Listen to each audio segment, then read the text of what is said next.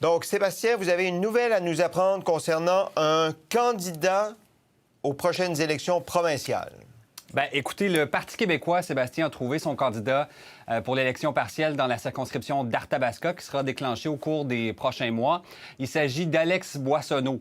Donc, notre ancien collègue ici à la colline. Alex Boissonneau? Parlementaire, effectivement, qui était depuis quelques années animateur à l'émission matinale radiophonique ici dans la région de Québec, l'émission Première Heure, qui était auparavant donc correspondant parlementaire pour Radio-Canada, qui a travaillé également à Queen's Park en Ontario avant de s'amener ici. Alors, ce sera le candidat donc du Parti québécois dans Arthabasca. La décision a été communiquée à ses patrons au cours des dernières heures, selon nos informations. Je vous rappelle qu'on ne sait pas encore quand sera déclenchée cette élection-là, qui est nécessaire puisque Éric Lefebvre, l'ancien député caquiste, est maintenant à Ottawa, à la Chambre des communes, avec les conservateurs de Pierre Poilievre. Il a été élu il y a quelques semaines à peine.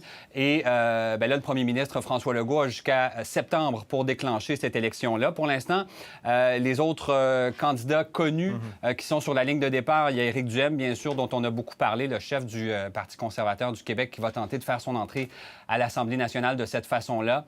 Et Pascal Fortin également pour Québec solidaire. La Coalition Avenir Québec et le Parti libéral du Québec n'ont pas encore annoncé leur couleur. Voilà. Et si je me rappelle bien, mais dans la circonscription d'Arthabasca, il y a le village de Saint-Ferdinand qui est compris dans cette circonscription, et Alex Boissonneau vient de Saint-Ferdinand. Exactement. Je dois vous avouer que je dois vérifier là, géographiquement, est-ce que ça appartient à cette circonscription-là ou en tout cas ses voisins, là, sinon de la circonscription d'Arthabasca. Le Parti québécois avait insisté là-dessus, d'ailleurs, au moment de l'annonce de la candidature d'Éric Duhem, en disant, nous, on va avoir un candidat local, un candidat d'Arthabasca. C'était important pour eux.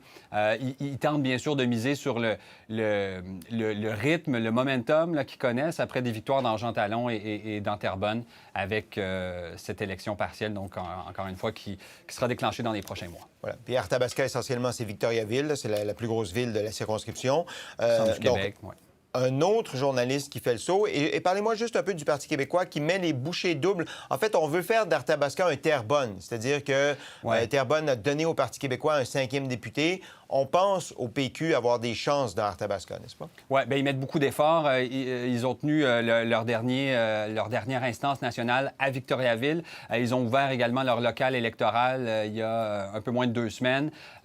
Donc, 100 candidats, ça avait fait jaser pas mal. Et le chef du Parti québécois, Paul Saint-Pierre Plamondon, a passé les 2 dernières fins de semaine dans la circonscription aussi. Participe à des festivals, puis de l'érable. Il participait à une course dimanche matin avec la porte-parole nationale du Parti québécois, Mégane Perry-Melançon. Mais c'était un peu étrange de le voir faire campagne sans candidat, sans visage à mettre sur une pancarte. On constate que ce sera bientôt le cas.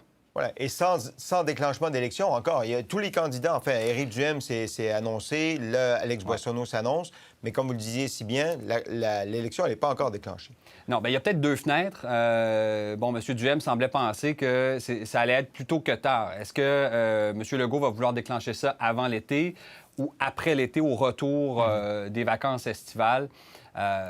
Évidemment, pour la Coalition Avenir Québec, il y a un enjeu là, c'est-à-dire de conserver une circonscription qui lui appartient depuis 2012 et qui avait remporté de façon assez convaincante en 2022 avec 52 % des voix. Le Parti conservateur avait terminé 2e avec environ 25 % des voix à la dernière élection générale. Je vous avoue qu'une chance que je suis assis, parce qu'autrement, je serais sur le derrière. Ouais, c'est ça. Moi, je n'ai pas travaillé avec lui, mais je sais que c'est vrai. Moi, j'ai travaillé avec quelques-uns. Voilà. Donc, merci beaucoup, Sébastien. Merci pour cette nouvelle de dernière. Salut.